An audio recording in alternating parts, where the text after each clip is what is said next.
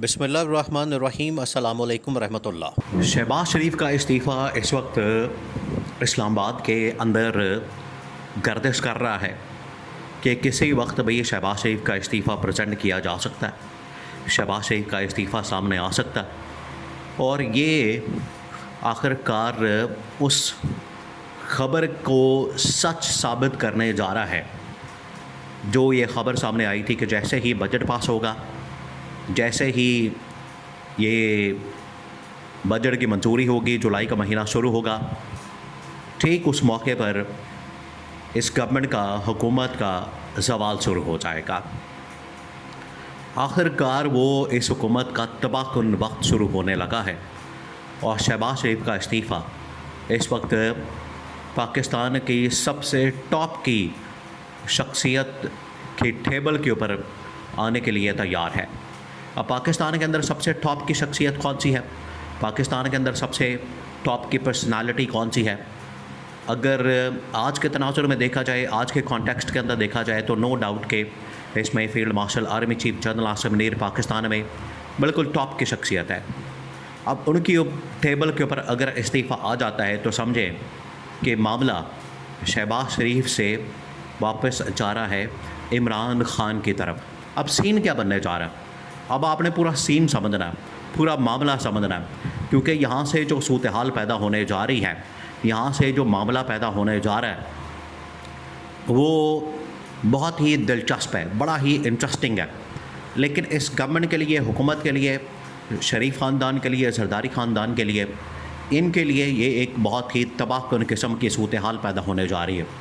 अब होने क्या जा रहा है, इसको आपने समझना है। देखिए, सबसे पहले तो आप इस बात को समझें कि ये मामला बिल्कुल तय हो गया था, ये मामला बिल्कुल पत्थर पे लकीर है कि जैसे ही बजट पास होगा, जैसे ही बजट को पेश किया जाएगा, उसके फ़ौरी बाद इस गवर्नमेंट का, हुकूमत का सवाल शुरू हो जाएगा। ये बिल्कुल तय था, ये आप समझें कि पत्थर पे लकीर था और बिल्कुल वैसा ही होने जा रहा है। इससे पहले आपको बताएं कि गवर्नमेंट के ख़िलाफ़ जो बयानिया है वो बनाना शुरू कर दिया। देखिए, इस बारे में अगर किसी ने सही ख़बर के मुतालिक प्रोडक्शन की है या ख़बर की बुनियाद के ऊपर प्रोडक्शन की है, वो की है सुहेल वड़ाइच ने। सुहेल वड़ाइच ने अपने कॉलम के अंदर लिख दिया था, सुहेल वड़ाइच ने अपने कॉलम के अंदर बिल्कुल ये वाज़ेह कर दिया था कि एक तो इस गवर्नमेंट के पास सियासी बल्दियत मौजूद नहीं है, मतलब ये कि इस गवर्नमेंट के पास कोई भी अखलाकी, आइनी, कानूनी जवाज़ नहीं है कि किसकी बदौलत ये गवर्नमेंट वजूद में आई। दुनिया के अंदर नॉर्मली गवर्नमेंट से किस तरह से वजूद में आती है, आवाम उनकी ऑनरशिप लेती है, आवाम असल में पीछे ताकत के तौर पर खड़ी होती है। जब आवाम पीछे खड़ी होती है तो तब उस गवर्नमेंट को तस्लीम किया जाता है, माना जाता है पूरी दुनिया के अंदर, रियासतों के अंदर भी, पूरी दुनिया के अंदर भी। लेकिन यहाँ पर ये वाला लिंक बिल्कुल मिसिंग था।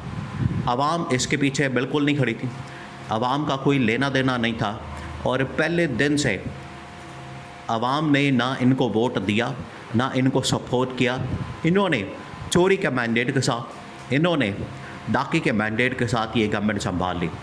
तो इससे बिल्कुल वाज़ेह हो गया कि वाकई में इसके पास कोई सियासी बल्दियत नहीं है, कि ये एक किस्म की नाजायज़ किस्म की और नालायक किस्म की, नालायक तो खैर बाद में साबित हो गई, लेकिन एक नाजायज़ गवर्नमेंट जो है वो वजूद में आ गई। तो ये बिल्कुल तय था। अब ज़ाहिरी बात है, जब इस तरह की नाजायज़ गवर्नमेंट वजूद में आती है तो इसको चलाने वाला, जब इस्टेब्लिशमेंट इसको चलाना चाहती है अपनी मर्ज़ी से, तो जैसे मर्ज़ी इसको चलाए, जिस तरह से मर्ज़ी इसको ऑपरेट करे। ये फिर इस्टेब्लिशमेंट के ऊपर डिपेंड करता है, ये फिर इस्टेब्लिशमेंट की मंशा के ऊपर डिपेंड करता है कि वो इसको किस तरह से ऑपरेट करते हैं, किस तरह से चलाते हैं, इसको किस तरह से निभाते हैं, इसके साथ क्या सलूक करते हैं, क्या बर्ताव करते हैं। ये फिर इस्टेब्लिशमेंट के ऊपर डिपेंड करता है। और सेकंड, ये डिपेंड करता है आवाम के ऊपर।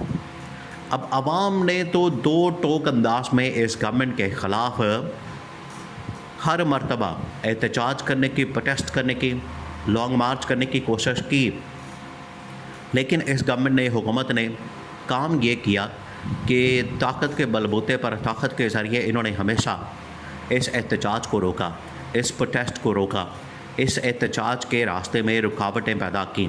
हमेशा इन लोगों की जानिब से यही रास्ता इख्तियार किया गया। अब सूरत हाल क्या बनी है? अब सूरत हाल ये बनी है कि पाकिस्तान के अंदर भी इंटरनेशनल लेवल के ऊपर भी जो डेवलपमेंट्स हुई है, पाकिस्तान के अंदर जो डेवलपमेंट हुई वो ये कि इस गवर्नमेंट को एक टास्क दिया गया था। वो टास्क ये था कि उसके अंदर 2 पॉइंट्स थे। एक तो ये कि आप कारकर्दगी दिखाएं, परफॉर्मेंस दिखाएं। नंबर 2, आप इमरान ख़ान के ख़िलाफ़ कोई बयानिया बिल्डअप करके दिखाएं। इमरान ख़ान के ख़िलाफ़ बयानिया बनाने का मतलब ये है कि इमरान ख़ान की पॉपुलैरिटी को कम करें, इमरान ख़ान की पॉपुलैरिटी को मिनिमाइज़ करें और अपने आप को या फिर इस्टेब्लिशमेंट को किसी तरह से मनवाएं, इनका लोहा मनवाएं, इनको किसी तरह से एक ताकत के तौर पर लेकर आएँ। अगर ये आप काम नहीं कर सकते फिर आप समझें कि आप मुकम्मल तौर पर नाकाम है। तो दोनों काम इनसे नहीं हुए। ना इन्होंने कारकर्दगी दिखाई, ना इन्होंने बयानिया बनाया। तो ना ये कारकर्दगी की बुनियाद के ऊपर अब ये कंटिन्यू कर सकते हैं, क्योंकि कारकर्दगी होती तो फिर ये कंटिन्यू कर सकते थे, लेकिन अब इनके पास क्योंकि कारकर्दगी नहीं तो कंटिन्यू करना अब बड़ा मुश्किल हो गया। नंबर 2, ये इमरान ख़ान के ख़िलाफ़ बयानिया बनाने में भी मुकम्मल तौर पर नाकाम रहे। इमरान ख़ान के ख़िलाफ़ ये बयानिया नहीं बना सके। इमरान ख़ान के ख़िलाफ़ ये बयानिया बनाने में बिल्कुल नाकाम रहे। या तो अपना बयानिया बना लेते, अपना बयानिया बनाते अपनी कारकर्दगी की बुनियाद के ऊपर, वो तो थी नहीं। तो इसी वजह से ये नाकामी अब इनके गले पड़ने जा रही है। तो इस्टेब्लिशमेंट ने भी जो इनको टास्क दिया था जिसके 2 पॉइंट्स थे, उसके अंदर भी ये नाकाम साबित हुई। अब पाकिस्तान के अंदर भी इंटरनेशनल लेवल के ऊपर भी जो इस्टेब्लिशमेंट ने फतह के झंडे गाड़े, इस्टेब्लिशमेंट ने जिस तरीके से कामयाबी हासिल की, पाकिस्तान के अंदर भी इंटरनेशनल लेवल के ऊपर ख़ास तौर पर डिप्लोमेटिकली ईरान अमेरिका की दोस्ती, इसके अलावा अरब ममालिक के साथ ताल्लुक़ात और फाइनेंशियल जितने मामलात हैं वो सारे के सारे इस्टेब्लिशमेंट ने डील किए, सारे के सारे इस्टेब्लिशमेंट ने हैंडल किया। तो इनके पल्ले कुछ भी नहीं बचा। इसी वजह से इस्टेब्लिशमेंट ने इनको कह दिया था कि जैसे ही बजट पास होगा, बजट पास करने के फ़ौरी बाद आपने रिज़ाइन कर देना है, आपने गवर्नमेंट को ख़ुद ब खुद छोड़ देना है। आपको टोटल 10 से 15 दिन 20 दिन का मैक्सिमम 1 महीना, चले ये भी बहुत ज़्यादा है, आपको टाइम दिया जाएगा, आपको वक्त दिया जाएगा। अगर 1 महीने के अंदर अंदर आपने रिज़ाइन कर दिया, इस्तीफ़ा दे दिया तो फेयर ना। अगर आपने ये काम ना किया तो फिर उसके बाद आपको घर से निकाला जाएगा, आपको घसीट कर गिरबान से पकड़ कर निकाला जाएगा। और कि इनको पैगाम चला गया था। तो ज़िल्लत आमेज़ रवैये से बचने के लिए अब ख़बर सामने आई है कि ये टेबल पर इस्टेब्लिशमेंट की जनरल आसिम की इस्तीफ़ा आ गया है।